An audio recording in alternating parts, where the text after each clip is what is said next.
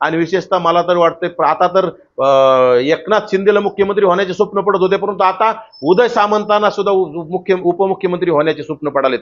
लातूरमध्ये प्रताप सरनाईक त्यांचे मंत्री बंद आराड जरांगेला भेटले, काहीतरी बंद आराड भेटल्याच्या नंतर माणूस काहीतरी खोके बिके घेऊनच आले असतील ना। आपण आपल्या जागा जास्त आणून मुख्यमंत्री कसा आपण होता येईल। त्याच्यानंतर एकनाथ शिंदे मुख्यमंत्री पदावरून गेले।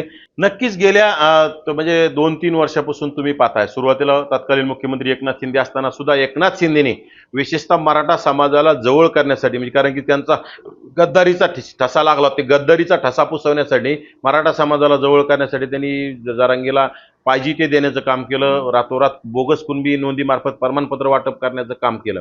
त्याच्यानंतर एकनाथ शिंदे मुख्यमंत्री पदावरून गेले आणि मग एकनाथ शिंदेला आता झोप येत नसेल मुख्यमंत्री पदासाठी। राज्यामध्ये ब्राह्मण समाजाचा मुख्यमंत्री 2-3% समाजाचा असणारा मुख्यमंत्री बसल्याच्या नंतर ह्या लोकांना प्रस्थापित समाजाला पूर्वीपासून दुसरं कोणी चालत नाही, परंतु देवेंद्र फडणवीस मुख्यमंत्री झाल्यापासून त्यांची इतकी मायक्रो प्लॅनिंग गावगाड्यापर्यंत सुरू आहे, कारण की देवेंद्र फडणवीस हटले पाहिजे, स्वतंत्र येणाऱ्या काळात काहीतरी लढून आपण आपल्या जागा जास्त आणून मुख्यमंत्री कसा आपण होता येईल त्याच्यासाठी वेळोवेळी जरांगेला पुश करण्याचं काम एकनाथ शिंदे गट करतोय। तुम्ही बघा, गेल्या वर्षी उदय सामंत आले, जरांगेने तिसऱ्याच दिवशी घोषणा केली मुंबईला जाण्याची टायमिंग जवळ आली। 2-3 दिवस अगोदर लातूरमध्ये प्रताप सरनाईक त्यांचे मंत्री बंद आराड जरांगेला भेटले, काहीतरी बंद आराड भेटल्याच्या नंतर माणूस काहीतरी खोके बिके घेऊनच आले असतील ना।